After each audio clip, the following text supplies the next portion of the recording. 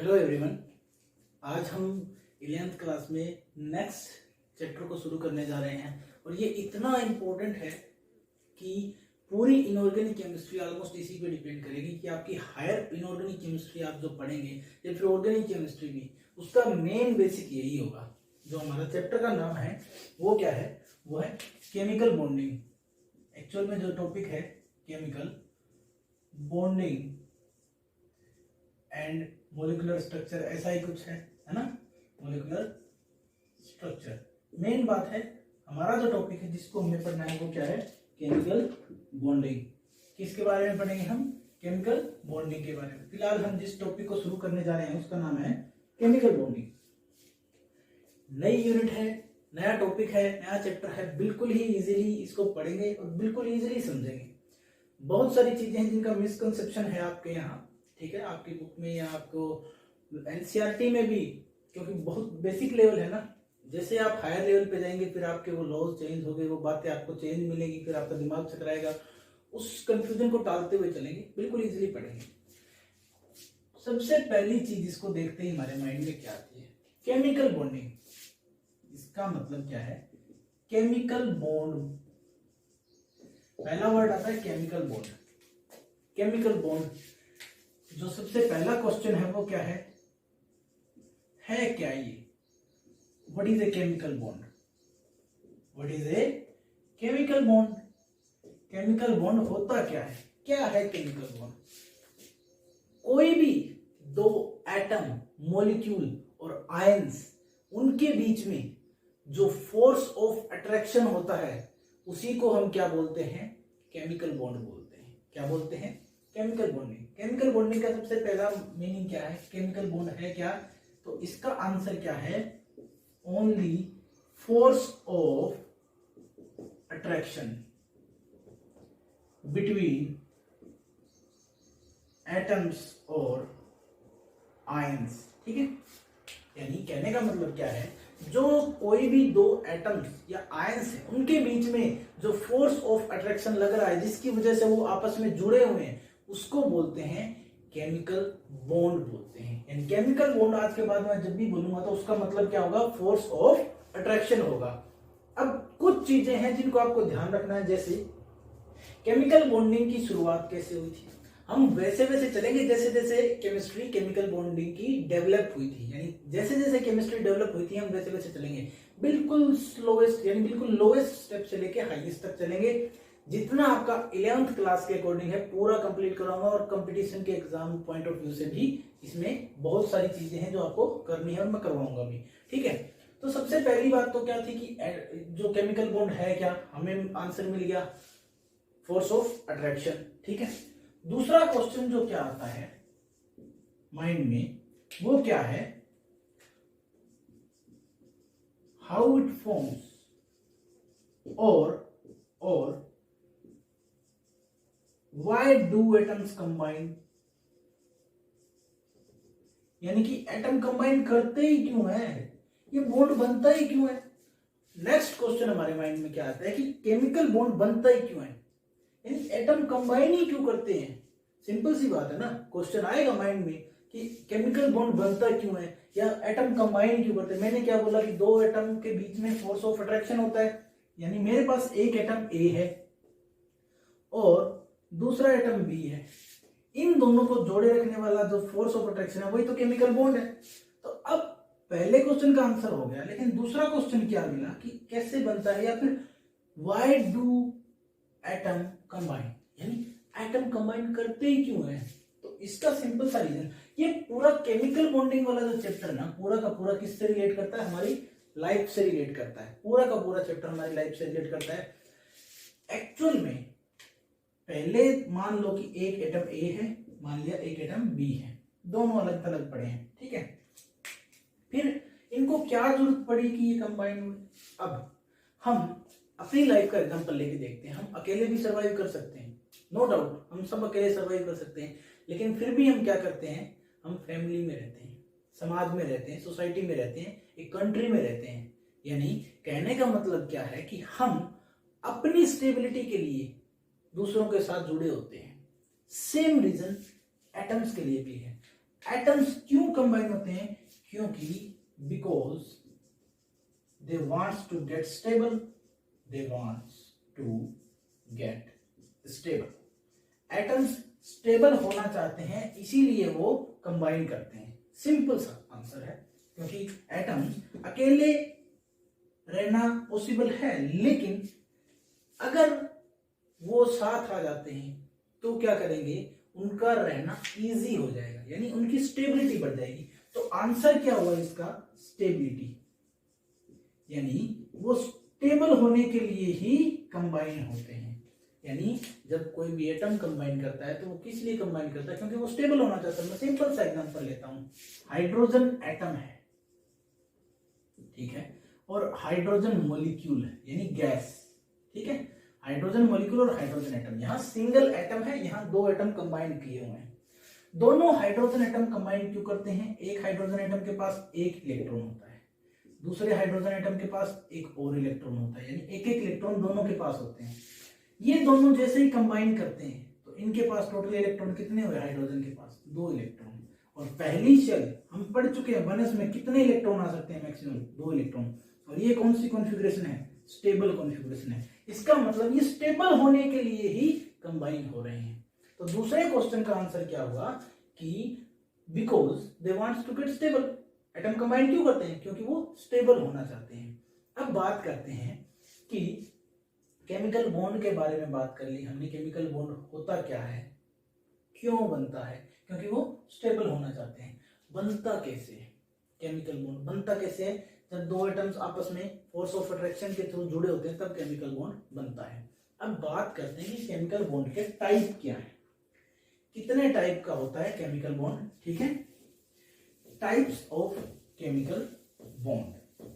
मैं chemical bond के type के बारे में बात करूंगा अभी। सिंपल केमिकल बॉन्डिंग शुरू करें, केमिकल बॉन्ड के टाइप्स के बारे में बात करेंगे। यहाँ पे क्या लिखेंगे हम? Types of chemical bond. क्या लिखेंगे? Types of chemical bonds. देखो बहुत सारे टाइप के होते हैं, हमें जो मेन पढ़ने हैं वही बताऊंगा अभी। यहाँ पे टाइप तो बहुत होते हैं। कोवलेंट बॉन्ड क्या होता है? कोवलेंट बॉन्ड क्या होता है? Covalent bond. Covalent bond. दूसरा मेजर टाइप होता है आयनिक बॉन्ड। तीसरा होता है मेटलिक बॉन्ड, ठीक है। एक और टाइप भी होता है जिसको बोलते हैं कोऑर्डिनेट बॉन्ड, ठीक है। ऐसे बहुत सारे बॉन्ड के टाइप बहुत होते हैं। हमें जो पढ़ना है, जिन बॉन्ड के ऊपर हमें मेजर अटेंशन लेनी है वो कौन से हैं? पहला कोवलेंट बॉन्डिंग, दूसरा आयनिक बॉन्डिंग और तीसरा कोऑर्डिनेट बॉन्डिंग। इन 3 बॉन्ड्स को हमें डीपली पढ़ना है, यानी इनके ऊपर हमारा पूरा फोकस रहेगा। मेटलिक बॉन्ड को हम यहाँ नहीं पढ़ते, सॉलिड स्टेट में अच्छे से पढ़ सकते हैं मेटलिक बॉन्ड को, ठीक है। अब देखो यहां हम क्या कर रहे हैं, सबसे पहले मैं क्या बोल रहा हूं कि कोवलेंट बॉन्ड क्या होता है। आयनिक बॉन्ड को भी बाद में पढ़ेंगे, ठीक है, ठीक है। बाकी सारे बॉन्ड्स को बाद में पढ़ेंगे और अभी हम क्या पढ़ेंगे? कोवलेंट बॉन्ड क्या होता है। टाइप्स ऑफ केमिकल बॉन्डिंग में सबसे पहले किसकी बात करेंगे? कोवलेंट बॉन्ड की बात करेंगे कि कोवलेंट बॉन्ड क्या है। किसकी बात कर रहे हैं? कोवलेंट बॉन्ड क्या है। अब ध्यान देना, डेफिनेशन लिखवा रहा हूं। कोवलेंट बॉन्ड की डेफिनेशन क्या होती है कि ऐसा बॉन्ड जो 2 इलेक्ट्रॉन्स के, कोई 2 एटम्स के बीच में इलेक्ट्रॉन की शेयरिंग की वजह से बनता हो, यानी the bond which is formed by sharing of electrons, यानी कि वो बॉन्ड जो कैसे बनता है? शेयरिंग ऑफ इलेक्ट्रॉन, यानी इलेक्ट्रॉन के शेयर होने से बनता है, उसको क्या बोलते हैं? Covalent bond. फॉर एग्जांपल मेरे पास क्या है? एक एटम ए है, इसके पास एक इलेक्ट्रॉन है, एक एटम बी है, इसके पास एक इलेक्ट्रॉन है। इसका न्यूक्लियस दोनों इलेक्ट्रॉन को खींच रहा होगा, यानी इफेक्टिव न्यूक्लियर चार्ज यहां तक पहुंच रहा होगा। इसके न्यूक्लियस का इफेक्टिव न्यूक्लियर चार्ज यहां तक पहुंच रहा होगा। इसका मतलब क्या हुआ? ये दोनों इलेक्ट्रॉन अब इन दोनों के बीच में क्या हो गए हैं? शेयर हो गए हैं, और जब शेयर हो गए हैं तो हम नहीं बता सकते कि कौन सा इलेक्ट्रॉन किसका है। आफ्टर शेयरिंग हम नहीं बता सकते कि कौन सा इलेक्ट्रॉन किसका है। इसी को बोलते हैं शेयरिंग ऑफ इलेक्ट्रॉन। ठीक है, अगर एक बॉन्ड बना है, सिंगल अगर बॉन्ड बना है, कौन सा बॉन्ड, सिंगल बॉन्ड बना है, यानी दो इलेक्ट्रॉन शेयर हुए हैं, तो हम उसको रिप्रेजेंट करते हैं ऐसे। यानी अगर ए और बी दोनों ने एक एक इलेक्ट्रॉन शेयर किया है, ये इलेक्ट्रॉन इसका, ये इलेक्ट्रॉन इसका, तब हम इस बॉन्ड, इनके बीच के बॉन्ड को कैसे रिप्रेजेंट करेंगे, सिंगल लाइन से रिप्रेजेंट करेंगे। और सिंगल लाइन का मतलब कितने हैं, उसके अंदर दो इलेक्ट्रॉन है। और अगर डबल लाइन से रिप्रेजेंट करें उसके अंदर कितने इलेक्ट्रॉन हुए, 4 इलेक्ट्रॉन। और अगर ट्रिपल लाइन से रिप्रेजेंट कर दें तो उसके अंदर कितने इलेक्ट्रॉन हुए, 6 इलेक्ट्रॉन। तो अब मेरा आप लोगों से एक क्वेश्चन है, सिंपल सा क्वेश्चन है, बहुत ही सिंपल सा, कि किसी भी कोवलेंट बॉन्ड को या किसी भी केमिकल बॉन्ड को बनने के लिए, मैं कोवलेंट की भी बात कर रहा हूं, मैं केमिकल बॉन्ड की बात कर रहा हूं, किसी भी केमिकल बॉन्ड को बनने के लिए मिनिमम नंबर ऑफ इलेक्ट्रॉन कितने चाहिए। मेरा क्वेश्चन क्या है, ध्यान से सुनो, कि किसी भी कोवलेंट बॉन्ड या केमिकल बॉन्ड को बनने के लिए, सॉरी कोवलेंट नहीं केमिकल ही मान लो, किसी भी केमिकल बॉन्ड को बनने के लिए मिनिमम नंबर ऑफ इलेक्ट्रॉन की जरूरत कितनी होती है। तो अब आप लोगों ने सोचा होगा कि जब एक बॉन्ड बन रहा है, सिंगल बॉन्ड बन रहा है, तो कितने इलेक्ट्रॉन यूज हो रहे हैं, 2।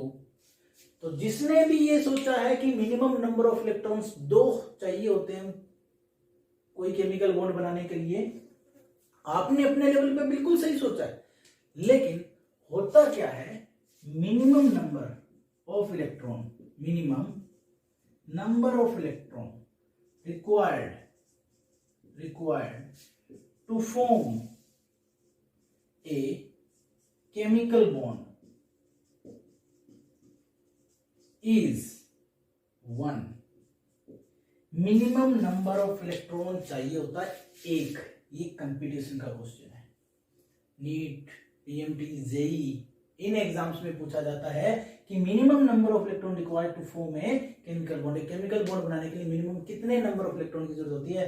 बेसिक सी बात है, सबके जहन में यही होता है कि एक सिंगल बॉन्ड बना होता है 2 इलेक्ट्रॉन से, इसका मतलब 2 इलेक्ट्रॉन तो चाहिए ही होते हैं। ऐसा नहीं होता है, हमेशा क्या होता है कि मिनिमम 1 इलेक्ट्रॉन की जरूरत होती है कोई भी केमिकल बॉन्ड फॉर्म करने के लिए। ठीक है, अब इसके बाद मैं नेक्स्ट दूसरे टाइप ऑफ बॉन्ड के ऊपर चलता हूं। कोवलेंट बॉन्ड को मैंने पढ़ लिया, तो अब मैं बात करता हूं कोऑर्डिनेट बॉन्ड। कोऑर्डिनेट बॉन्ड, मैं इसको यहां पर क्यों पढ़ रहा हूं, कोऑर्डिनेट बॉन्ड को मैं कोवलेंट बॉन्ड के साथ क्यों पढ़ रहा हूं, क्योंकि बिल्कुल रिजेंबल करते हैं एक दूसरे से, एक दूसरे में बहुत ज्यादा समानता है। कैसे, देखो कोवलेंट बॉन्ड बना, दोनों ने जब एक एक इलेक्ट्रॉन शेयर किया, दोनों एटम्स एक एक इलेक्ट्रॉन शेयर करते, तब जाके बना एक कोवलेंट बॉन्ड। कोऑर्डिनेट बॉन्ड कौन सा होता है, the bond which is formed by sharing of electron। यहां तक तो बिल्कुल सेम है, the bond which is formed by sharing of electron by only one atom in a molecule। यानी ऐसा बॉन्ड जिसमें शेयरिंग तो होती है इलेक्ट्रॉन की, लेकिन सिर्फ एक ही एटम शेयर करता है।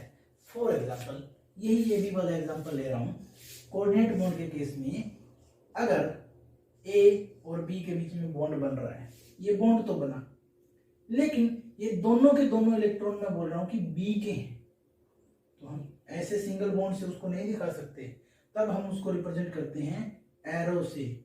और जिसके साइड एरो का सिर जिसके साइड होता है, यानी एरो हेड जिस साइड होता है, इसका मतलब क्या होता है, इलेक्ट्रॉन उसको दिए जा रहे हैं। यानी जिसके पीछे एरो का टेल होता है, जिसकी साइड में एरो का टेल होता है, उस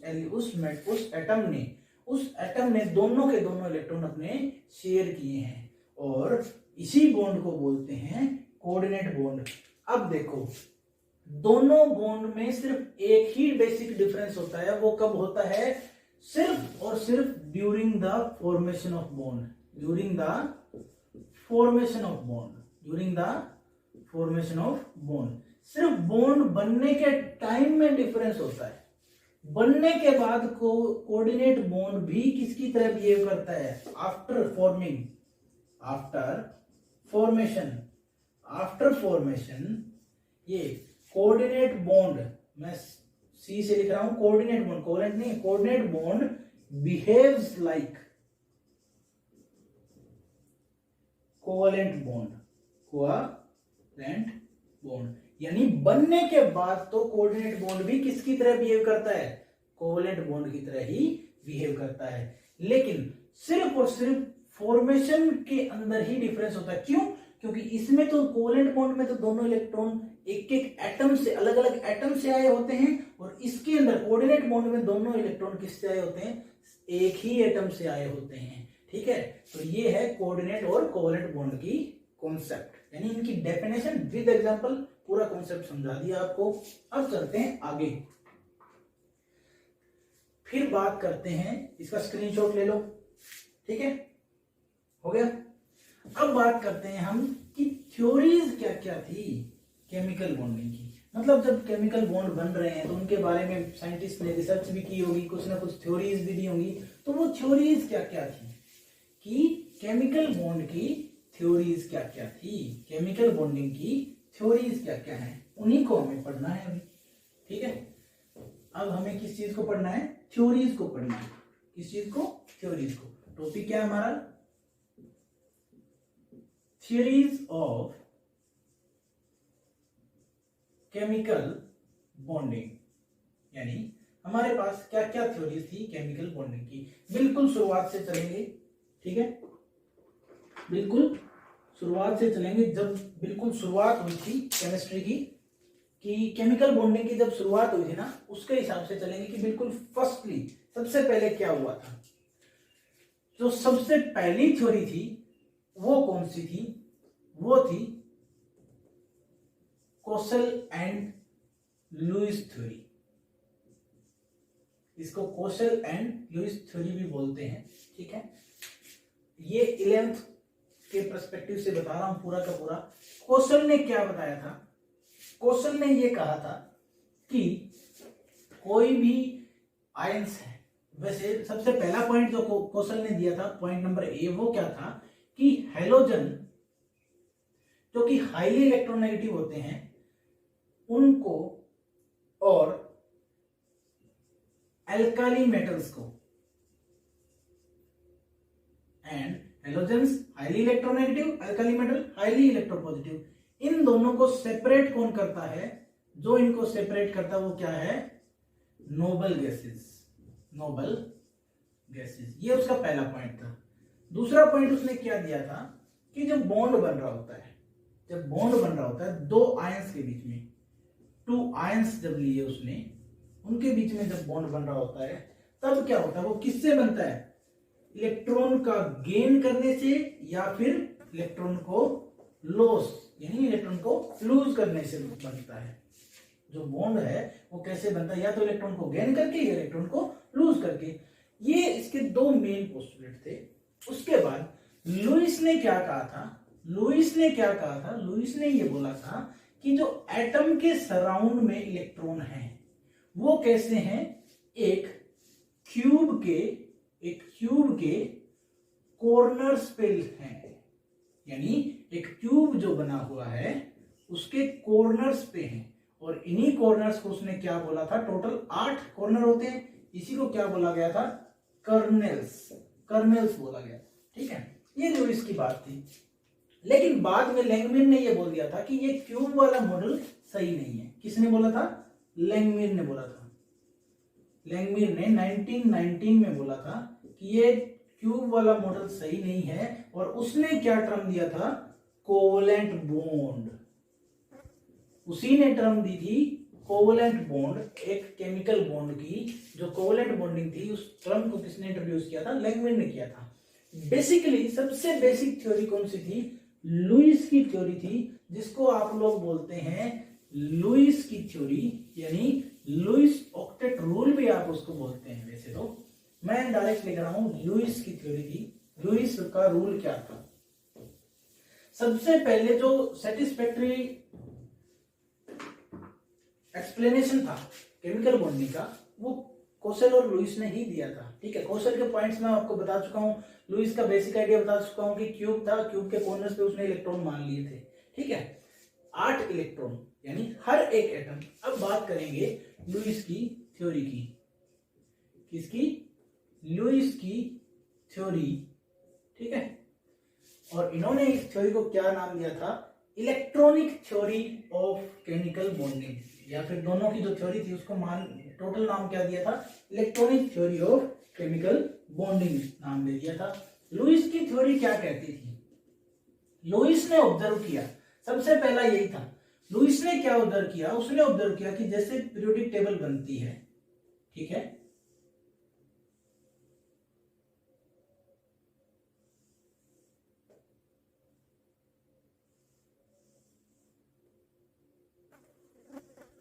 जो पीरियोडिक टेबल होती है हमारी, उसमें उसने क्या देखा कि जो ग्रुप 18 वाले हैं, ग्रुप 18 यानी कौन कौन से हैं? Helium, neon, xenon, argon, krypton. Helium, neon, argon, xenon, krypton और रेडॉन, ये वाले हैं, यानी नोबल गैसेस की बात की। इनके ये जो एलिमेंट्स हैं ये मोनो एटॉमिक होते हैं, मोनो एटॉमिक होते हैं। यानी कि कहने का मतलब क्या होता है? सिर्फ यही ऐसे एलिमेंट्स होते हैं जो कि मोनोएटॉमिक होते हुए भी क्या होते हैं? स्टेबल होते हैं। इनके पास क्या होती है? स्टेबल इलेक्ट्रॉनिक कॉन्फ़िगरेशन, इसीलिए तो इनको इनर्ट भी बोलते हैं, है ना। लुईस ने क्या ऑब्जर्व किया कि सिर्फ और सिर्फ यही हैं जो मोनोएटॉमिक फॉर्म में एग्जिस्ट करते हैं। सिर्फ नोबल गैस ही है जो मोनोएटॉमिक फॉर्म में एग्जिस्ट करती है। ठीक है, तो उसने क्या बोला कि ये स्टेबल है, सिर्फ यही है पूरी पीरियोडिक टेबल में जो मोनोएटॉमिक फॉर्म में स्टेबल है, यानी इनके सिंगल एटम होते हैं। तो हमने देखा ये हीलियम कभी भी मॉलिक्यूल की फॉर्म में तो नहीं रहती ना गैस, लेकिन ये सारे के सारे क्या होते हैं? Helium, neon, argon, krypton, xenon, radon, ये सारे के सारे क्या है? बिल्कुल ही मोनोएटॉमिक है। सिंपल सी बात है। इसने क्या कहा, जो इसकी थ्योरी थी उसके अकॉर्डिंग सबसे पहला पॉइंट क्या था कि सिर्फ नोबल गैस ही यानी ग्रुप 18 के एलिमेंट ही एटॉमिक फॉर्म में स्टेबल है, यानी मोनो एटॉमिक फॉर्म में स्टेबल है। सिंपल था। उसने क्या किया कि अब इसने आंसर देना शुरू किया कि एटम क्यों कंबाइन करते हैं। तो इसने क्या बोला, लुईस ने क्या बोला कि एटम कंबाइन इसलिए करते हैं ताकि वो अपनी नियरेस्ट नोबल गैस की इलेक्ट्रॉनिक कॉन्फ़िगरेशन को अचीव कर सके। Why do atom combine? तो लुईस ने जो ला दिया था, लुईस का जो रूल था वो क्या था? लुईस का जो रूल था वो था कि the atoms combines to achieve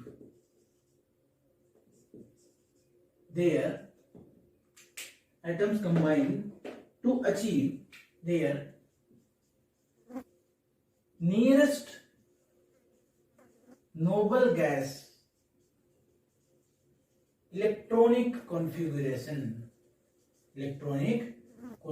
यानी एटम्स क्यों कंबाइन करते हैं, उसने आंसर दिया कि एटम इसलिए कंबाइन करते हैं ताकि वो अपनी नियरेस्ट नोबल गैस की इलेक्ट्रॉनिक कॉन्फ़िगरेशन को अचीव कर सकें। एक्चुअल रूल तो होता है ये एक्चुअल, लेकिन आपकी बुक में जो लिखा होगा, एनसीईआरटी की बुक में लिखा होगा, उसमें क्या होगा कि एटम्स दूसरे एटम के साथ इसलिए कंबाइन करते हैं ताकि वो अपने ऑक्टेट में 8 इलेक्ट्रॉन पूरे कर सके। क्यों?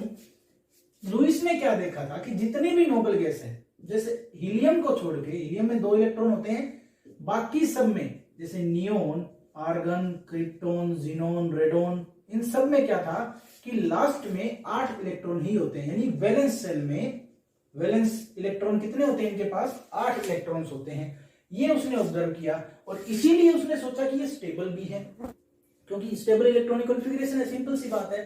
तो जो उसने जो रूल दिया था वो तो ये था कि the atoms combine to achieve their nearest noble gas electronic configuration. लेकिन हमने क्या कर लिया एक्चुअल में, उसको मॉडिफाई कर लिया अपने लिए, इजी बनाने के लिए, केमिस्ट्री को समझने के लिए या केमिस्ट्री को इजी बनाने के लिए हमने उसको मॉडिफाई, तोड़ मरोड़ दिया और बना क्या दिया कि the atoms combine with other atoms to achieve the nearest noble gas configuration, ये तो एक्चुअल रूल था, हमने क्या लिख दिया कि atoms combine so that they can, atoms जो हमारी बुक में, जो बुक वाला है वो बोल रहा हूं, बुक वाला, एटम्स कंबाइन सो दैट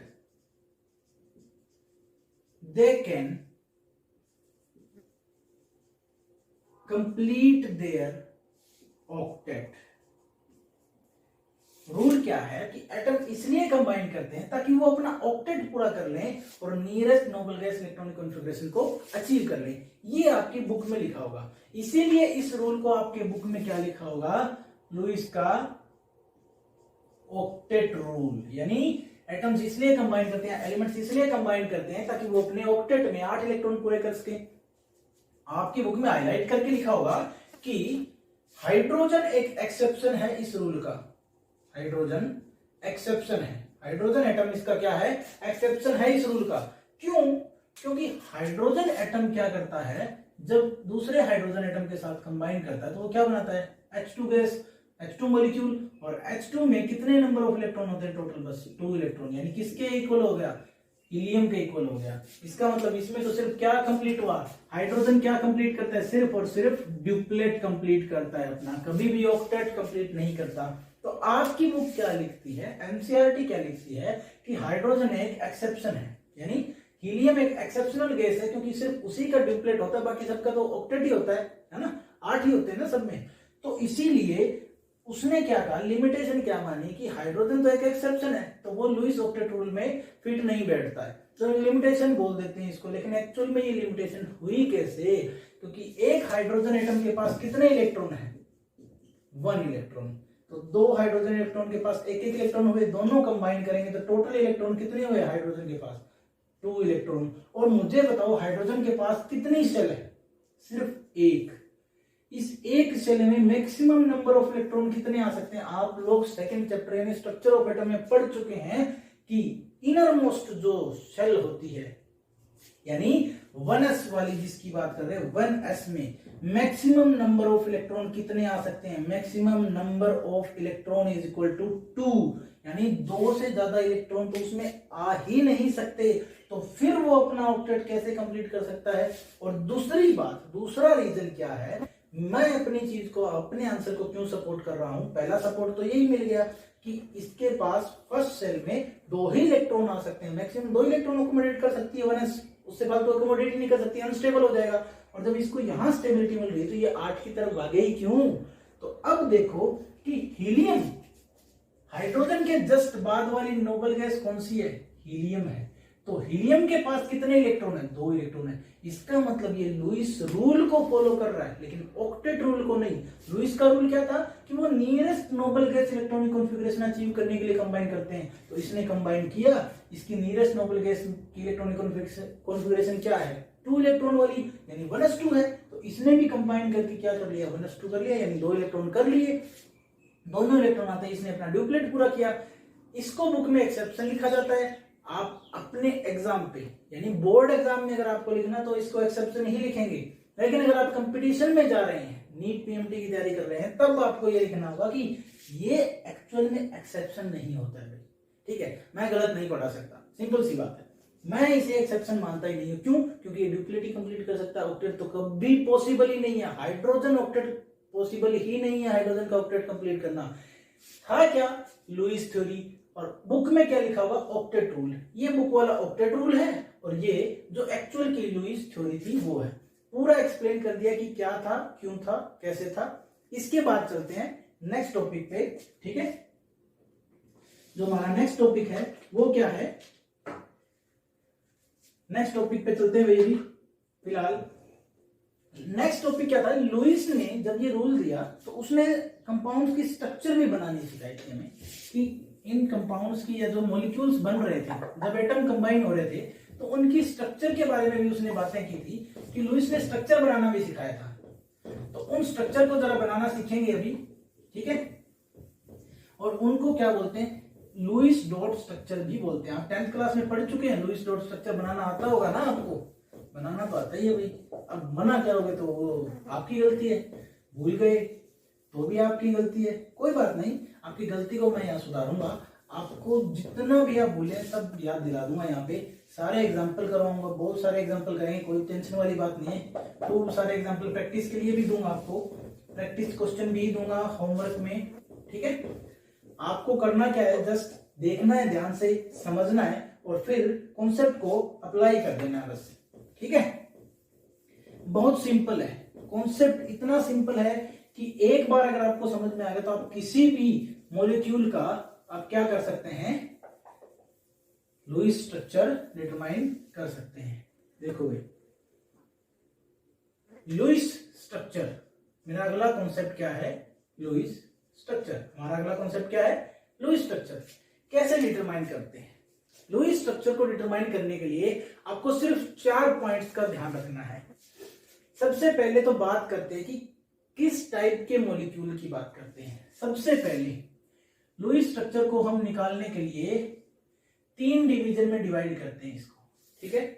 पहली डिवीजन क्या होती है, मोनो एटॉमिक के लिए, ठीक है। दूसरी डिवीजन होती है डाई एटॉमिक के लिए और तीसरी होती है पॉली एटॉमिक के लिए। मोनो एटॉमिक का मतलब क्या है, सिंगल एटम वाले। डाई एटॉमिक का मतलब क्या है, 2 एटम वाले। और पॉली एटॉमिक का मतलब क्या है, 2 से ज्यादा एटम वाले। अब इनके हमें लुईस डॉट स्ट्रक्चर या लुईस स्ट्रक्चर बनाने हैं। जब सिंगल मोनो एटम की बात कर रहे हैं, जैसे मैं बात कर रहा हूं सोडियम का, अगर लुईस स्ट्रक्चर पूछ लिया जाए, लुईस डॉट स्ट्रक्चर पूछ लिया जाए, तो जितने इसमें वैलेंस इलेक्ट्रॉन हैं,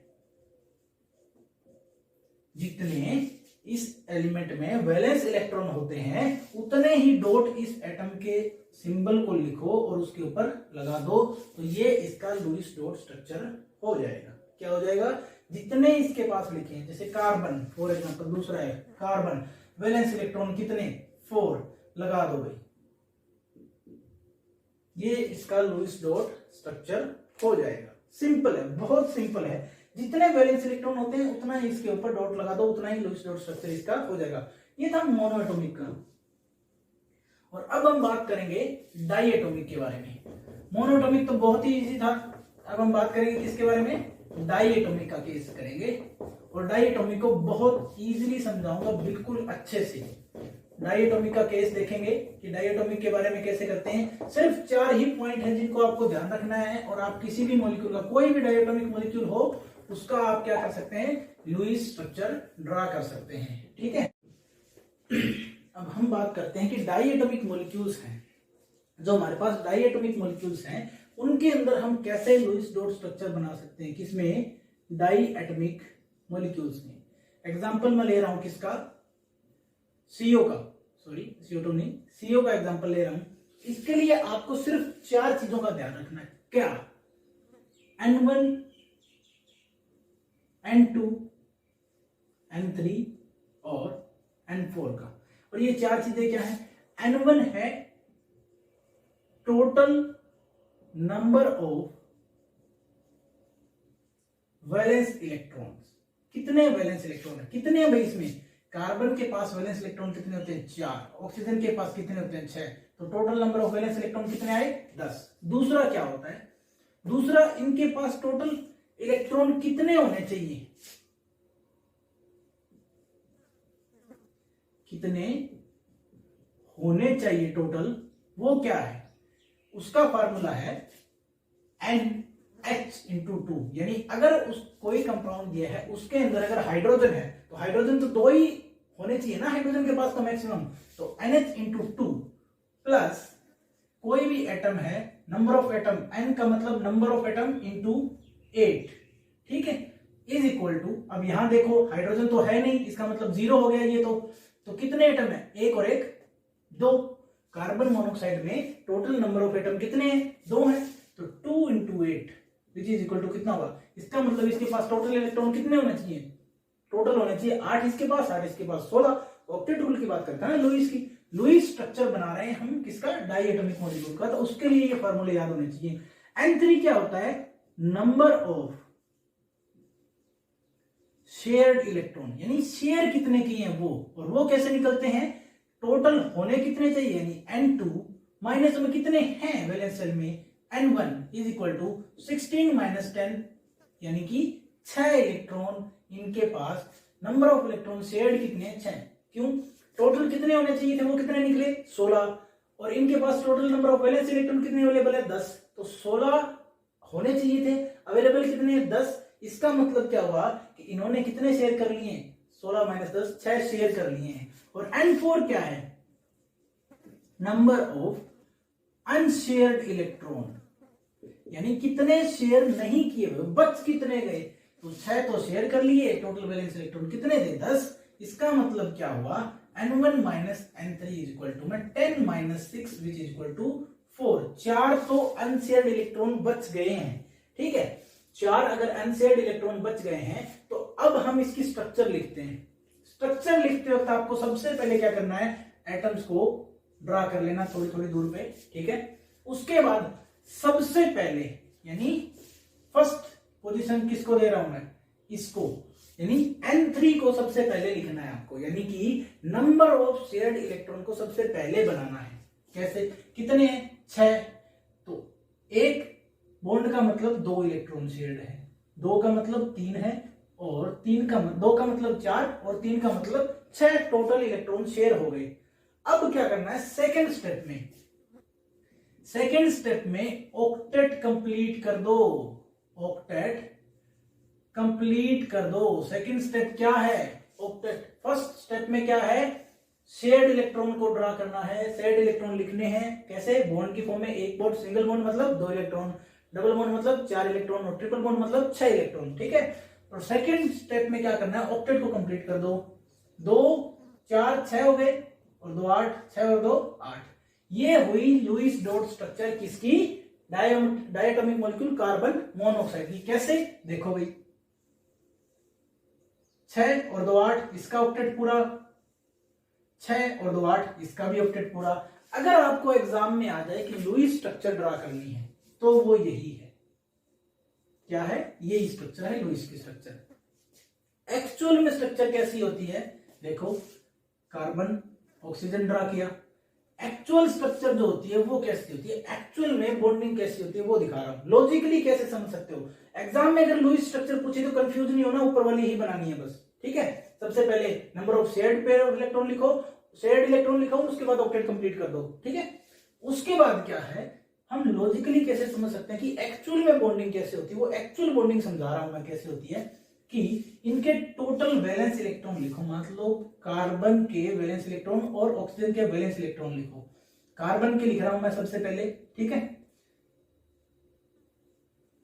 1 2 3 और 4, 1 2 3 4, ठीक है, यानी कि 4 इलेक्ट्रॉन वैलेंस मैंने लिख दिए। ऑक्सीजन के लिखो 1 2 3 4 5 6, यही तो था, टोटल क्या था 8 होने थे ना, 2 4 6 8, ऑक्टेट भी पूरा।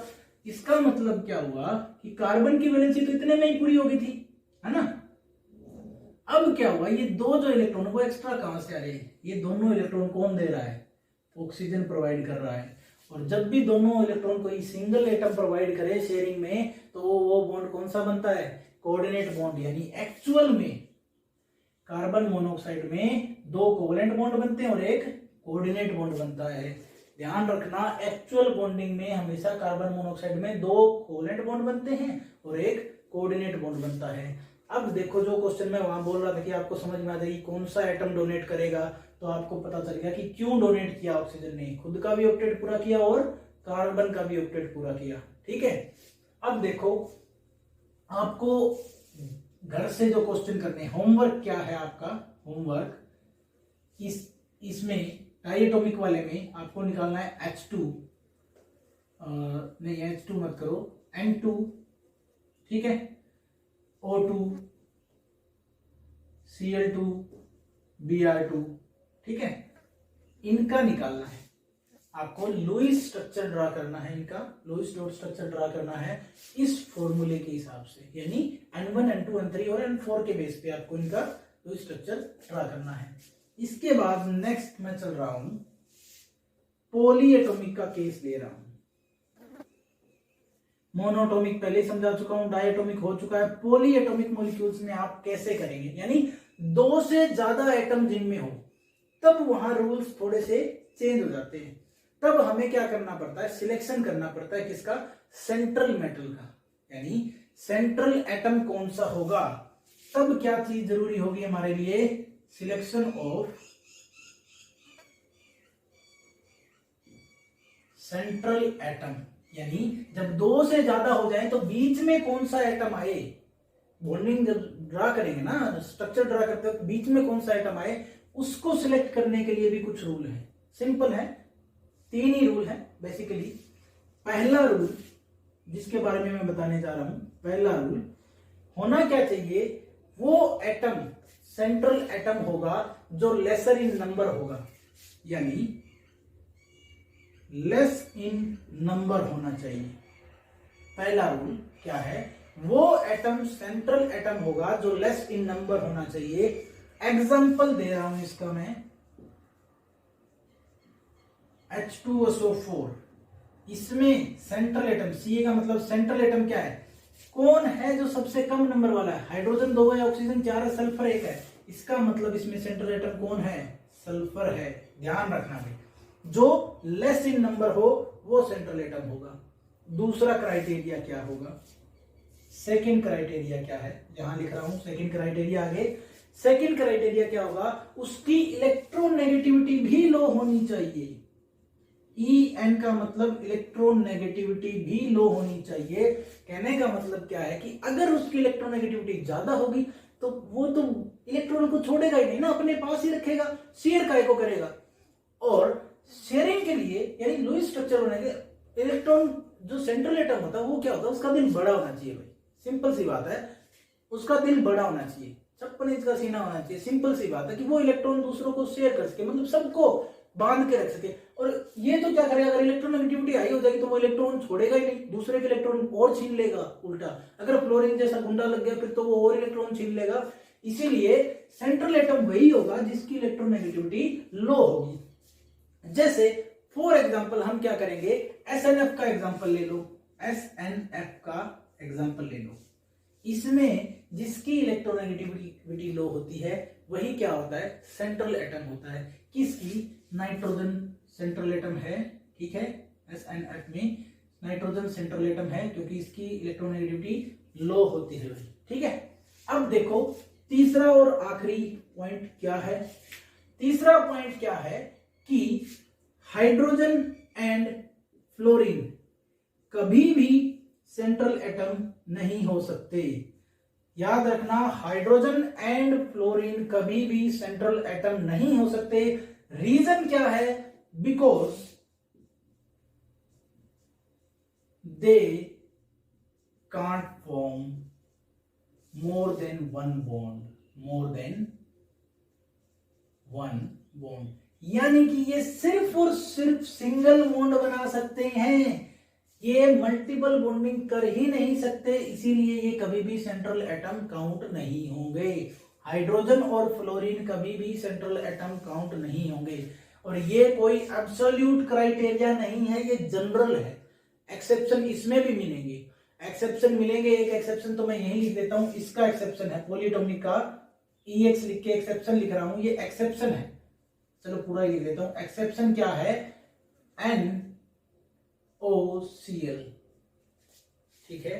क्या है एक्सेप्शन, NOCl एक्सेप्शन है भाई, ये एक्सेप्शन है। इसमें सेंट्रल एटम वो होता है जो इलेक्ट्रोनेगेटिविटी में ज्यादा, क्लोरीन, ये क्लोरीन सेंट्रल एटम जो इलेक्ट्रोनेगेटिविटी में ज्यादा है वो सेंट्रल एटम होता है, ठीक है, NOCl, ठीक है। इसमें सॉरी, इसमें जो सेंट्रल एटम है कुछ मत लिखना चाहे क्लोरीन वाला, वैसे एग्जांपल याद रखने की जरूरत नहीं है तुम्हारे लेवल पर, बस मैं बता रहा हूँ तुम्हारे नॉलेज के लिए बता रहा हूँ कि एक्सेप्शन होता है NOCl में वो एलिमेंट सेंट्रल एटम होता है जो कि ज्यादा इलेक्ट्रोनेगेटिव होता है बजाय के लेस के। कंफ्यूज नहीं होना है, ये 3 रूल फॉलो करने हैं पॉलीएटॉमिक के लिए। अब एक एग्जांपल ले लेते हैं बढ़िया सा पॉलीएटॉमिक मॉलिक्यूल का। देखो एग्जांपल है मेरा क्या, CO2 मॉलिक्यूल है, N1 कैलकुलेट करो।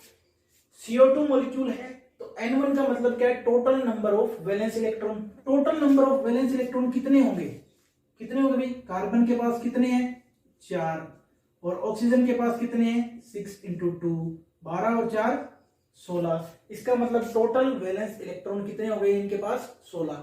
अब देखो N2 कितना होगा, N2 का मतलब इनके पास टोटल होने कितने चाहिए थे, 3 एटम। हाइड्रोजन तो इनमें है ही नहीं, तो हाइड्रोजन वाला तो केस ही नहीं आएगा, ये वाला फॉर्मूला तो लगेगा नहीं, ये बचेगा। यानी N इंटू 8 यानी 3 into 8 which is equal to क्या हो गया 24। N3 यानी कि शेयर्ड पेयर ऑफ इलेक्ट्रॉन कितने हो गए, उसका फॉर्मूला क्या था N2 माइनस N1 यानी 24 minus 16 which is equal to कितना हुआ 8 आ गया, ठीक है। और N4 का मतलब क्या था, number of unshared electron. Shared कितने आए 8, टोटल उसके पास कितने अवेलेबल थे, वैलेंस इलेक्ट्रॉन कितने थे 16। तो N1 माइनस N3 करो, N1 माइनस N3 यानी 16 माइनस 8 कितना हो गया 8। हमारे पास क्या आ गया, पूरा का पूरा इसका क्या आ गया, डाटा आ गया। अब हमें स्ट्रक्चर बनानी है CO2 की। सबसे पहले क्या करो कि एटम्स को लिख लो। सेंट्रल एटम कौन सा होगा, ध्यान रखना, सेंट्रल एटम वो होगा जो लेस इन नंबर हो। Carbon obviously less in number है, ऑक्सीजन तो 2 है, तो सेंट्रल एटम कार्बन होगा। इसके दोनों साइड क्या बना दो, ऑक्सीजन एटम बना दो। सिंपल सी बात थी। अब क्या करना है, क्योंकि अब हमने सेंट्रल एटम को सिलेक्ट कर दिया, अब हमें क्या करना है, अब हमें इसको फिलअप करना है। सेम रूल चलेगा, सबसे पहले शेयर्ड इलेक्ट्रॉन को ड्रा कर दो और इक्वली ड्रा करना है, यानी इक्वली बांटना है इलेक्ट्रॉन्स को। जब शेयर्ड इलेक्ट्रॉन डालोगे तो इक्वली बांटना है, यानी टोटल शेयर इलेक्ट्रॉन कितने हैं 8, यानी 2 और 2 4, तो 6 और 2 8, दोनों को 2 2 शेयर करके बंटवा दिए। कार्बन का तो ऑक्टेट पूरा हो गया भाई, यहीं पे 4 इधर टोटल 8, ऑक्टेट पूरा, वैलेंसी भी पूरी, 2 और 2 4, वैलेंसी भी पूरी, यानी वैलेंस इलेक्ट्रॉन भी पूरे, ऑक्टेट भी पूरा कार्बन का। ऑक्सीजन के पास देखो कितने हुए, 2 और 2 4, 5 6 7 8। अब ऑक्सीजन का ऑक्टेट भी पूरा, इधर भी 5 6 7 8, अब ऑक्सीजन का ऑक्टेट भी पूरा। ये है लुईस स्ट्रक्चर किसकी, CO2 मॉलिक्यूल की। ध्यान रखना मैंने क्या कहा था, सबसे पहले नंबर ऑफ शेयर्ड इलेक्ट्रॉन, यानी शेयर्ड इलेक्ट्रॉन बनाओ और वो भी कैसे, इक्वली डिवाइड करो दोनों साइड, यानी मल्टीपल एटम में इक्वली डिवाइड करने हैं शेयर्ड एटम। और फिर क्या करना है, ऑक्टेट कंप्लीट कर देना है। सेकंड क्या था, ऑक्टेट कंप्लीट कर देना, तो ऑक्टेट कंप्लीट कर दिया, ये हो गया। अब हम ऐसे मॉलिक्यूल्स का एग्जांपल लेंगे जिनके ऊपर कुछ ना कुछ चार्ज होता है, जैसे पॉजिटिव या नेगेटिव। आपकी बुक में भी लिया हुआ है, तो मैं वो एग्जांपल ले रहा हूं, वो क्या है CO3 2 नेगेटिव, ठीक है, CO3 2 नेगेटिव, यानी कार्बोनेट आयन का एग्जांपल मैं ले रहा हूं। तो इसके लिए आप लोग कैलकुलेट करो N1 जब भी कैलकुलेट करोगे तो ध्यान रखना नेगेटिव चार्ज तो ऐड हो जाएगा और पॉजिटिव चार्ज क्या हो जाएगा, सब्ट्रैक्ट हो जाएगा, यानी उल्टा करना है। अगर कंपाउंड मॉलिक्यूल के ऊपर नेगेटिव चार्ज है तो उसको ऐड कर दोगे और पॉजिटिव चार्ज है तो उसको घटा दोगे। किसमें ऐड करना, किसमें घटाना है, N1 में, यानी total number of valence electron में ही घटाना है या ऐड करना है। तो इसके पास नेगेटिव चार्ज है 2, तो इसका मतलब ये 2 इलेक्ट्रॉन किसमें, total number of valence electron में ऐड हो जाएंगे, यानी N1 में। काउंट करो, कार्बन के पास 4, ऑक्सीजन के 3 है, और इनके पास कितने कितने होते हैं 6, और प्लस में कितना करना है 2, टोटल कितने हुए 18 4 22 और 2 24, ठीक है। यानी टोटल वैलेंस इलेक्ट्रॉन आ गए हमारे पास 24। उसके बाद निकालना हमें क्या, N2 क्या था कि कितने होने चाहिए, हाइड्रोजन इसमें है ही नहीं तो हाइड्रोजन वाला पंगा आएगा ही नहीं। N इंटू 8 कर देना, यानी टोटल कितने एटम है, 3 और 1 4 एटम है, 8 से मल्टीप्लाई करो, 8 चौक 32 आ गया, यानी 32 आया। अब देखो N3 निकालना है। N3 निकालने का फॉर्मूला क्या था कि नंबर ऑफ शेयर्ड इलेक्ट्रॉन निकालने हैं, N2 माइनस N1 कर दो, N2 माइनस N1 यानी 32 माइनस 24, 32 में से 24 को घटा दो, कितना बचेगा 8। उसके बाद N4 निकालो, N4 में क्या था, नंबर ऑफ अनशेयर्ड इलेक्ट्रॉन, और नंबर ऑफ अनशेयर्ड इलेक्ट्रॉन निकालने का फॉर्मूला क्या था, N1 माइनस N3, ये रहा N1 माइनस N3। तो N1 कितना था 24, माइनस में N3 कितना आया 8, यहां कितना बचा 16। यहां कितना बचा 16, यानी हमारे पास number of unshared pair of electron, unshared electron कितने आ गए 16। तो अब इसकी स्ट्रक्चर बनाते हैं। सबसे पहले क्या करना है, सेंट्रल एटम डिसाइड करना है। तो सबसे पहला रूल क्या होगा कि जो लेस इन नंबर होगा वही सेंट्रल एटम होगा। इसमें क्या है 3 ऑक्सीजन 1 कार्बन है, तो ऑब्वियस कार्बन मेरा क्या होगा सेंट्रल एटम। 3 ऑक्सीजन को इक्वली डिवाइड कर रहा हूं, अलग अलग जगह लिख रहा हूं, ठीक है। अब सबसे पहले क्या करना है, नंबर ऑफ शेयर्ड इलेक्ट्रॉन को लिखना है। पहला रूल क्या बताया था मैंने इसमें, नंबर ऑफ शेयर्ड इलेक्ट्रॉन को लिखना है। तो नंबर ऑफ शेयर्ड इलेक्ट्रॉन को लिखो, कितने टोटल 8 है। तो सबसे पहले तो बराबर बराबर बांटो, 2 2 और 2, यानी कि मैंने सबसे पहले इनको बराबर बराबर बांट दिया है, ठीक है। तो अब देखो हमने तो 6 ही बांटे, टोटल तो 6 ही हुए, और है कितने 8। अब चूंकि तीनों एटम जो साइड वाले हैं वो सारे के सारे क्या है सेम है, तो किसी के ऊपर भी लगा दो। मैं सपोज मैं यहां लगा रहा हूं, इसको दे दिए मैंने बाकी के 2 इलेक्ट्रॉन। अब क्या करना है, जैसे ही शेयर्ड इलेक्ट्रॉन लिखे आपको क्या कर देना है, ऑक्टेट कंप्लीट कर देना है। क्या कंप्लीट कर देना है, ऑक्टेट कंप्लीट करना है। ऑक्टेट कंप्लीट करो, सबसे पहले कार्बन का ऑक्टेट कंप्लीट है, 1 2 3 4, यानी टोटल 4 वैलेंसी कंप्लीट, 2 4 6 और 8, 8 के 8 इलेक्ट्रॉन कंप्लीट, यानी कार्बन का ऑक्टेट कंप्लीट है। अब ऑक्टेट कंप्लीट करना, चलो इस ऑक्सीजन से शुरू करते हैं। 4 इलेक्ट्रॉन यहाँ है, 5 6 7 8, इसका ऑक्टेट कंप्लीट। इसके पास कितने 2 3 4 5 6 7 8, इसका ऑक्टेट कंप्लीट। इसके पास कितने, इसके पास भी 2 है, 3 4 5 6 7 8, इसका भी ऑक्टेट कंप्लीट हुआ। और ये है लुईस स्ट्रक्चर किसकी, कार्बोनेट आयन की। किसकी है, कार्बोनेट आयन की लुईस स्ट्रक्चर ये है। ध्यान रखना पॉलीएटॉमिक मॉलिक्यूल के केस में अगर चार्ज वाले कॉम्प्लेक्स आते हैं तो नेगेटिव चार्ज को ऐड करना है, किसमें, total number of valence electron में ऐड करना है, और पॉजिटिव चार्ज को total number of valence electron में से घटा देना है। बस इतना ही ध्यान रखना है। और अब आपको कौन से एग्जांपल है जो इनमें होमवर्क जो है वो दे रहा हूं आपको। होमवर्क क्या है आपका, वो है एक तो N3- एजाइड आयन, इसका नाम एजाइड आयन होता है, इसका कैलकुलेट करना है। NO3-, ठीक है, नाइट्रेट आयन आपको तो पता ही होगा, इसका कैलकुलेट करना है। फिर SO4-2- का कैलकुलेट करना है, ठीक है, SO4-2- का कैलकुलेट करना है आपको, ठीक है। इतने एग्जांपल कीजिएगा, मोस्ट प्रोबेबली आप कर लेंगे सारे। और डायटोमिक के केस में आपका होमवर्क क्या है, जो होमवर्क है डायटोमिक वाला सिंपल, मतलब पॉलीएटॉमिक में बिना चार्ज वाले, पॉलीएटॉमिक में बिना चार्ज वाले SO2 का करना है, ठीक है। फिर NO2 का करना है, और HNO3 का करना है, H2SO4 का करना है। इनकी डॉट स्ट्रक्चर आपको प्रैक्टिस करनी है घर पे, ठीक है।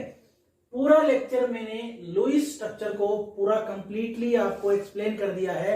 नेक्स्ट लेक्चर में हम इससे नेक्स्ट कॉन्सेप्ट पढ़ेंगे। स्क्रीनशॉट ले सकते हो, ठीक है, और इसको कॉपी में नोट डाउन कर लो। अब मिलेंगे नेक्स्ट लेक्चर में। Thank you.